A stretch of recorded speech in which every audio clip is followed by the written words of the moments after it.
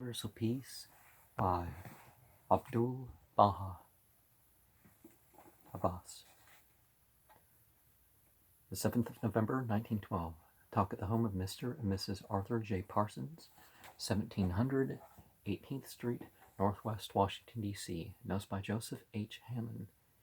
In the world of nature, we behold the living organisms in a ceaseless struggle for existence. Everywhere we are confronted by evidences of the physical survival of the fittest.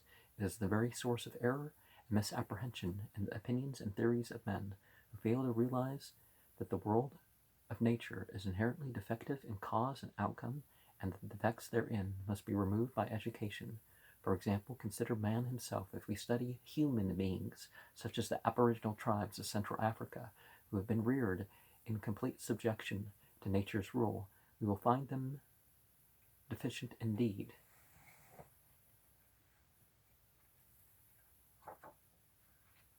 Well, they're more in touch with nature. What's the problem with that? We're having a great environmental problem because of people not being in touch with nature. They are without religious education, neither do they give evidences of any advance whatever towards civilization. They have simply grown and developed in the natural plane of barbarism. We find them bloodthirsty, immoral, and animalistic in type to such an extent they even kill and devour each other.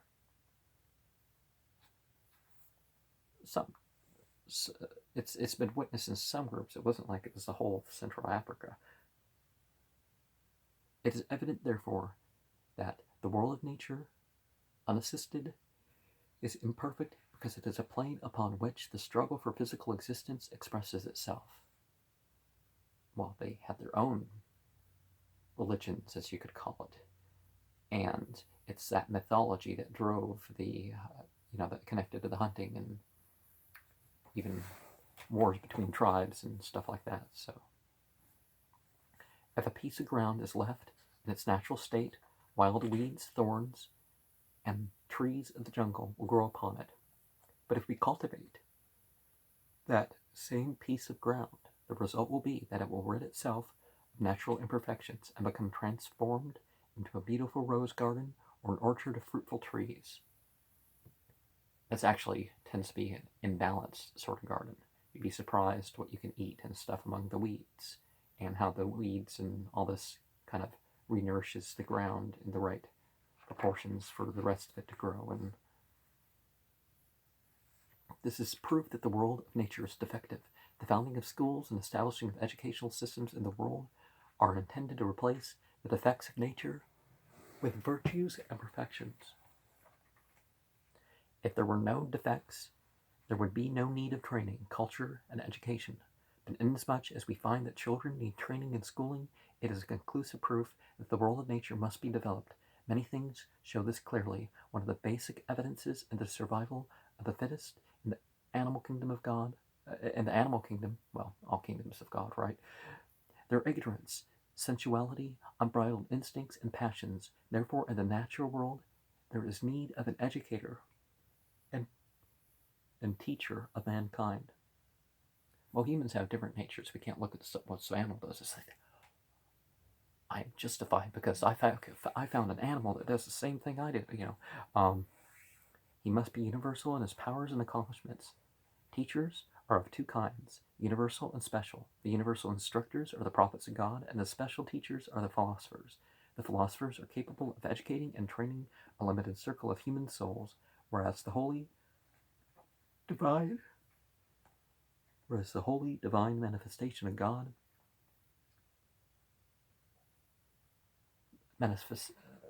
manifestations of God confer general education upon humanity. They arise to bestow universal moral training.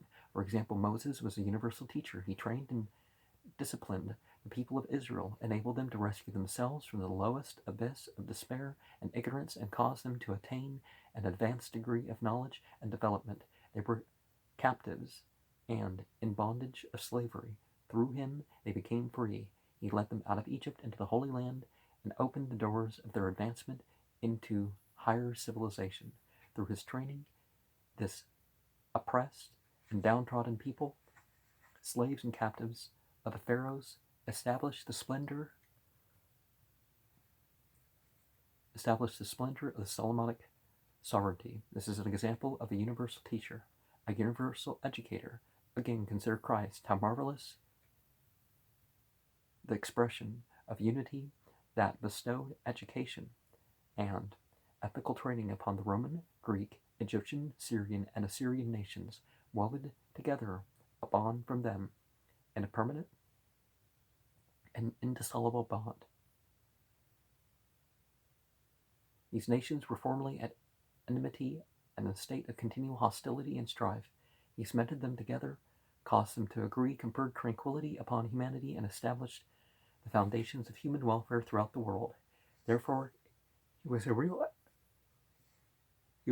educator, the instructor of reality, and not blaming Jesus for Paul, but Paul was really his movement, his philosophy influenced far more than that of Jesus.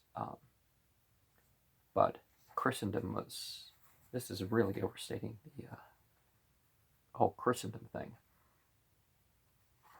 When we review the conditions existing in the East prior to the rise of the Prophet of Arabia, we find that throughout the Arabian Peninsula, intense mental darkness and utmost ignorance prevailed among its inhabitants. Those tribal peoples were constantly engaged in war, killing and shedding blood, burning and pillaging the homes of each other, living in conditions of the utmost debasement and immorality. They were lower and more brutal than the animals. Muhammad appeared as a prophet among such a people. He educated these barbarous tribes, lifted them out of their ignorance and savagery, and put an end to the continual strife and hatred which existed among them. He established agreement and reconciliation among them, unified them, and taught them to look upon each other as brothers. Through his training, they advanced rapidly in prestige and civilization. They were formerly ignorant. They became wise. They were barbarous. They attained refinement and culture. They were debased and brutal. He uplifted and elevated them. They were humiliated and despised. Their civilization renown spread throughout the world. This is perfect proof that Muhammad was an educator and a teacher. In the 19th century, strife and hostility prevailed among the people of the Orient. Apathy and ignorance characterized the nations. They were indeed gloomy and dark, negligent of God, and under the subjugation of the baser instincts and passions of mankind. The struggle for existence was intense and universal. At such a time as this, Baha'u'llah appeared among them like a luminary in the heavens. He flooded the East with light. He proclaimed new principles and teachings. He laid a basis for new institutions, which are the very spirit of modernism, the light of the world, the development of the body politic, and eternal honor.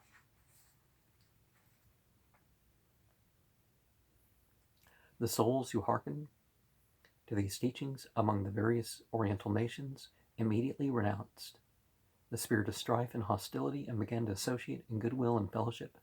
From the extremes of animosity, they attained the acme of love and brotherhood.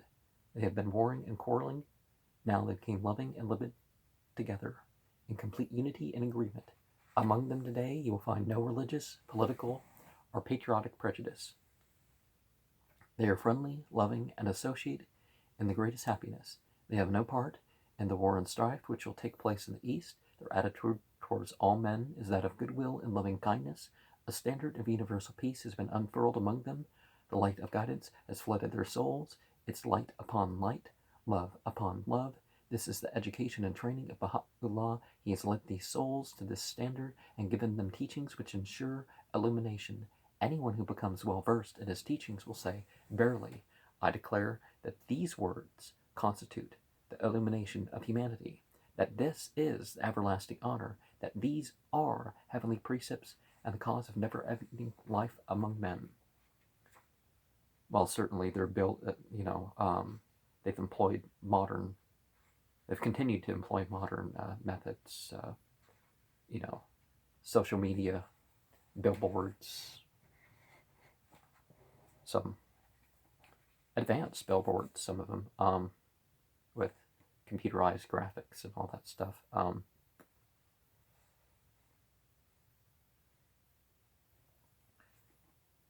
The November 8th, 1912, talk at 8th Street Temple, Synagogue, Washington, D.C., notes by Joseph H. Hannon.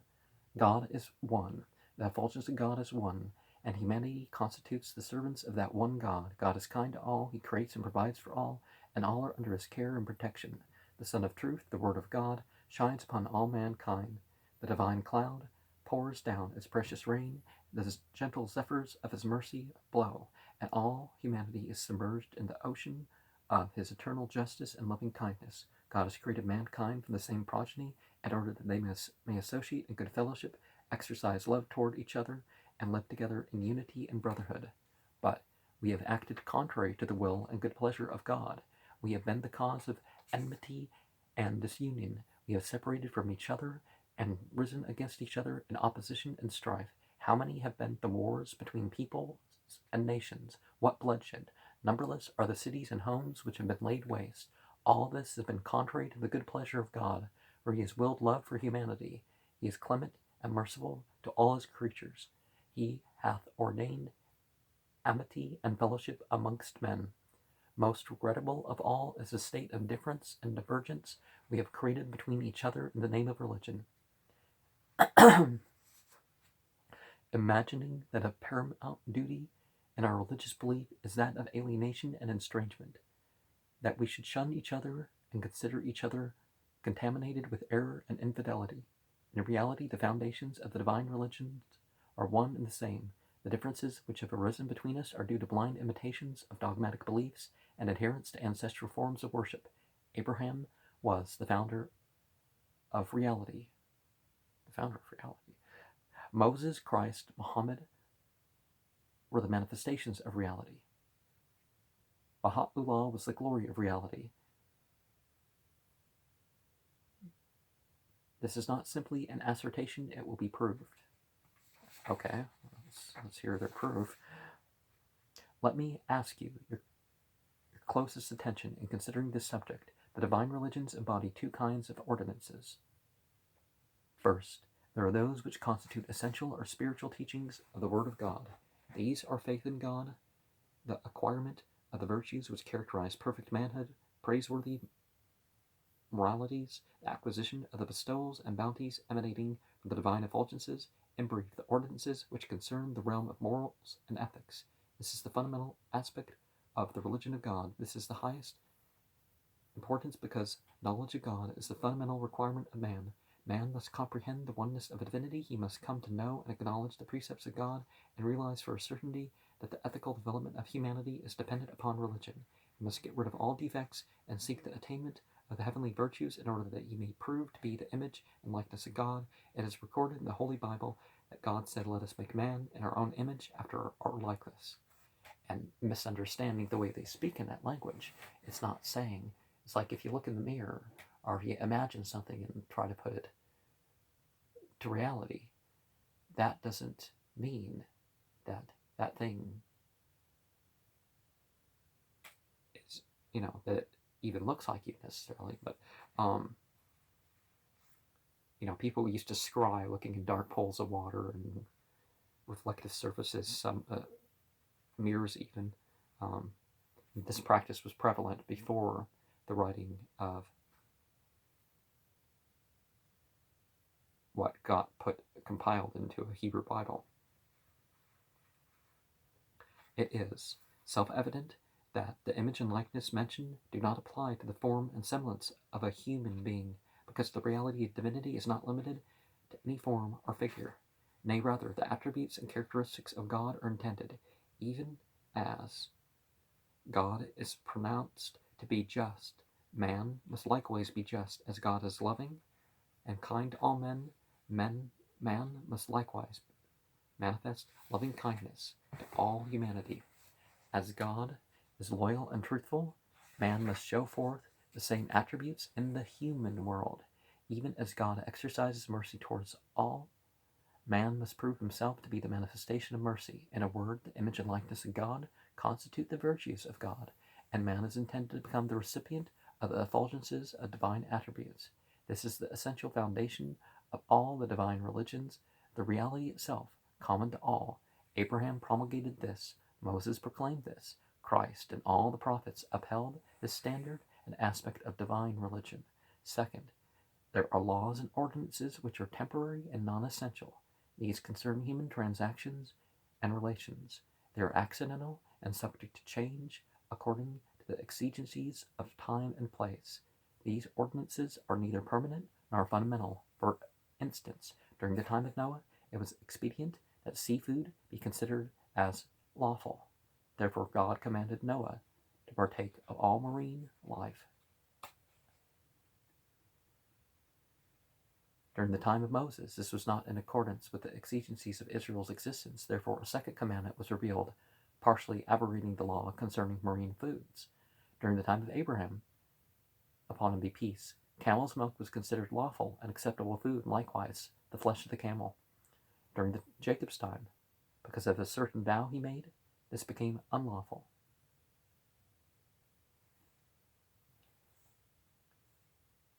These are non-essential, temporary laws, and Islam teaches that not even the prophets are allowed to invent taboos as such. In the Holy Bible, there are certain commandments which, according to those bygone times, constitute the very spirit of the age, the very light of that period. For example, according to the law of the Torah, if a man committed theft of a certain amount, they cut off his hand. It is practicable and reasonable that this present day to cut off a man's hand for theft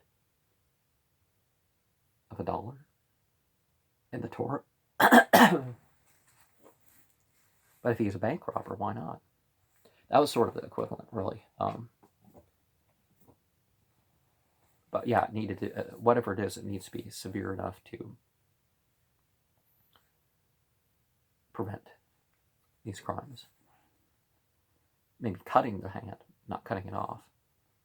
The Quran, by the way, doesn't say cut it off.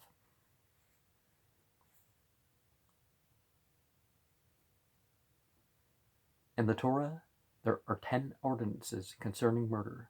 Could these be made effective today? Unquestionably, no. The times have changed. Yeah, because we got too soft, and we want the murderers and stuff to roam the street. In my country, so there's like, what, 500,000 murderers that have been released. Well,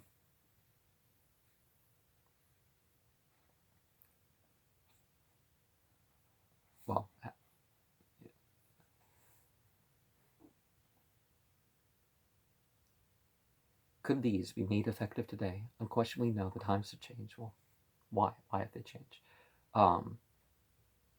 Some of the death penalties, yeah, that would still work. But, you know. According to the explicit text of the Bible, if a man should change or break the law of the Sabbath, like taking Sundays off instead of Friday night to Saturday night,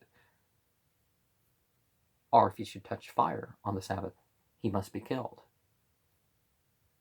Today, such a law is abrogated.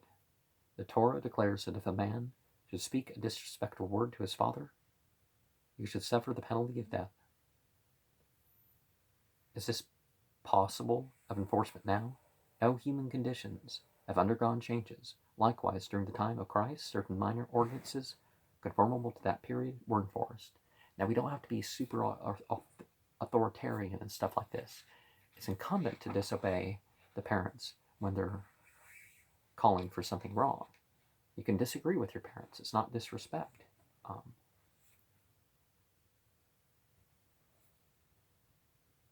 It has been shown conclusively, therefore, that the foundation of the religion of God remains permanent and unchanging.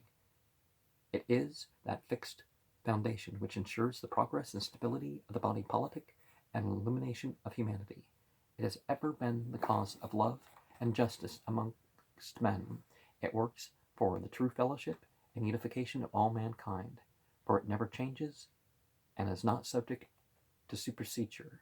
The accidental or non-essential laws which regulate the transactions of the social body and everyday affairs of life are changeable and subject to abrogation. Let me ask, what is the purpose of prophethood? Why has God sent the prophets? It is self-evident that the prophets are the educators of men and the teachers of the human race. They come to bestow universal education upon humanity, to give humanity training, to uplift the human race from the abyss of despair and desolation, and to enable man to attain the apogee of advancement in glory. The people are in darkness. The prophets bring them into the realm of reality. They are in a state of utter imperfection. The prophets imbue them with perfections. The purpose of the prophetic commission is none other than the education and guidance of the people. Therefore we must regard and be on the lookout for the man who is thus qualified. That is to say, any soul who proves to be the educator of mankind and the teacher of the human race is undoubtedly the prophet of his age. Well, that's not what a prophet is. A prophet means spiritually gifted, even in English. That's a false prophet, by the definition of the English and the French word. For example, let us review the events connected with the history of Moses. Upon him be peace. He dwelt in Midian at a time when the children of Israel were in captivity and bondage in the land of Egypt, subjected to every tyranny and severe oppression.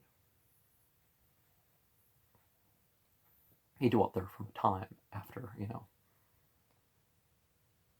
they were illiterate and ignorant, undergoing cruel ordeals and experiences. They were in such a state of helplessness and impotence that it is proverbial to state that one Egyptian could overcome 10 Israelites. At such a time, this, and under such forbidding conditions, Moses appeared and shone forth with a heavenly radiance. He saved Israel from the bondage of Pharaoh and released them from captivity. He led them out of the land of Egypt and into the Holy Land. They had been scattered and broken. He unified and disciplined them, conferred upon them the blessing of wisdom and knowledge. They had been made slaves. He had made them princes. They were ignorant. He made them learned. They were imperfect. He enabled them to attain perfection. In a word, he led them out of their condition of hopelessness and brought them to efficiency in the plane of confidence and valor. They became renowned throughout the ancient world until, finally, in the zenith and splendor of the new civilization, the glory of the sovereignty of Solomon was attained.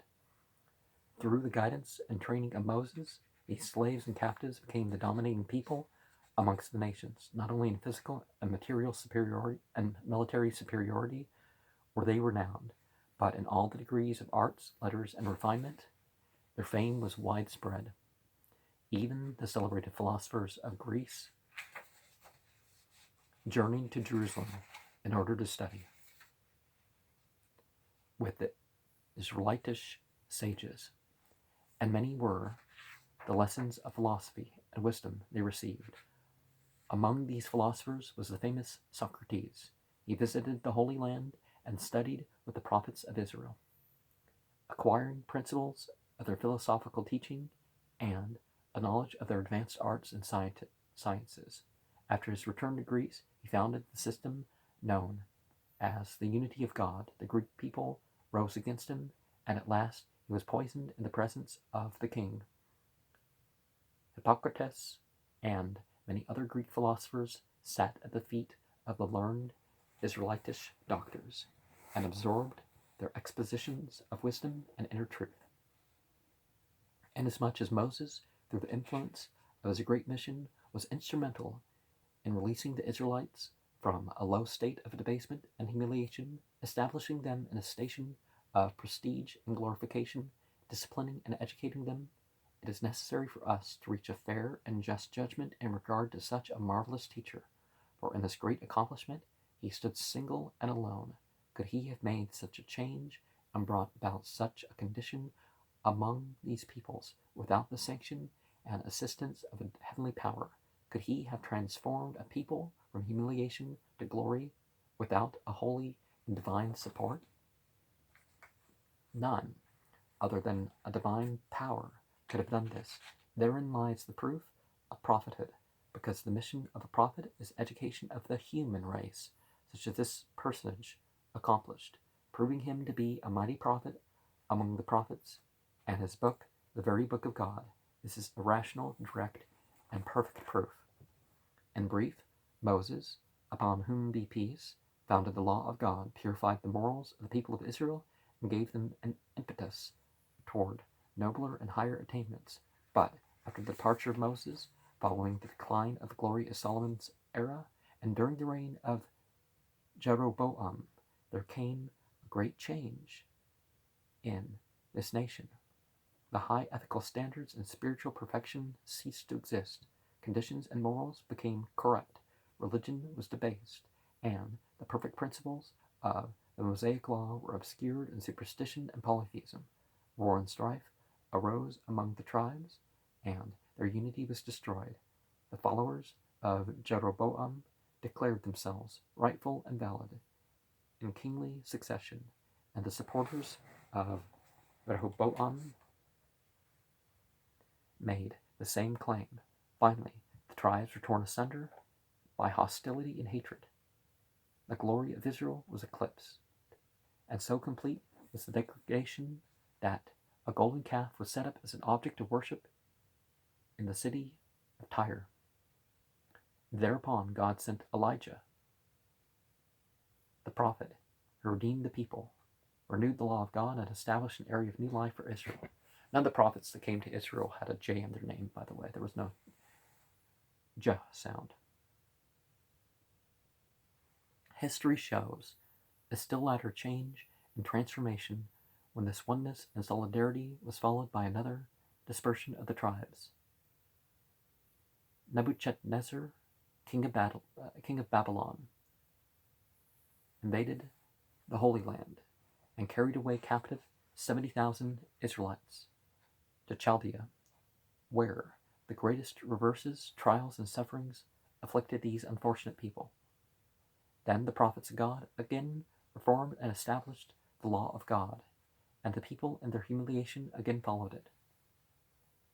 This resulted in their liberation, and under the edict of Cyrus, Koresh the Great was Zulkarnain in the Bible. He was called a Messiah. King of Persia. There was a return to the holy city. Jerusalem and the Temple of Solomon were rebuilt, and the glory of Israel was restored. This lasted but a short time. Well, because with it, the Ha-Kohanim were founding a different group based on what they saw amongst the Mobeds.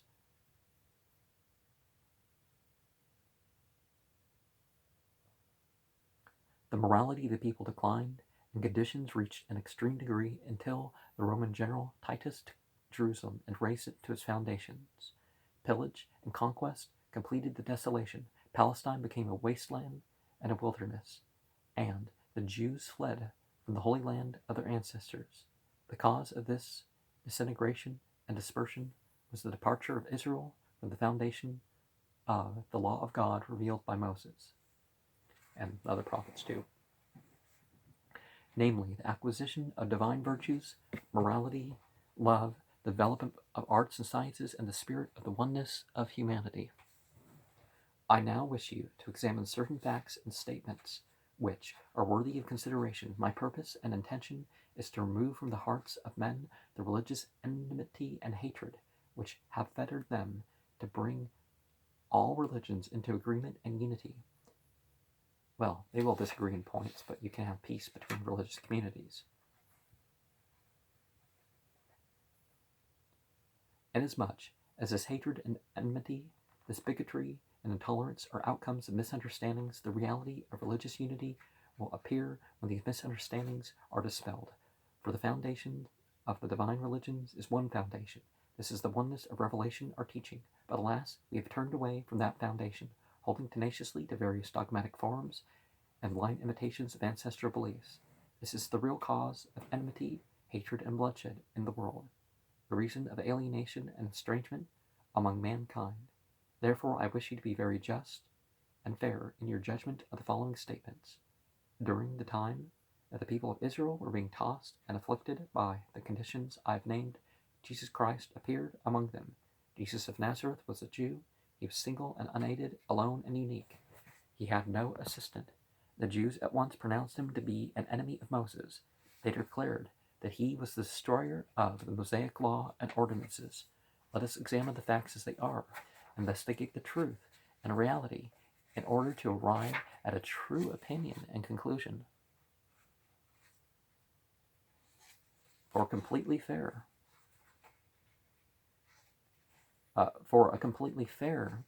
opinion upon this question, we must lay aside all that we have and investigate independently. This personage, Jesus Christ, declared Moses to have been the prophet of God and pronounced all the prophets of Israel as sent from God. He proclaimed the Torah, the very book of God, summoned all to conform to its precepts and follow its teachings. It is a historical fact that during a period of 1,500 years, the kings of Israel were unable to broadcast the religion of Judaism. And you see in the New Testament that Jesus was really in their own thing. But Judaism, by 40 BCE, you don't really find anything, you can't really point to an earlier date for Judaism. The second book of Maccabees is the first time you find the mention of Judaism. You can put it about 20 years before. That's it, people. There's a difference between Judaism and the religions of the prophets.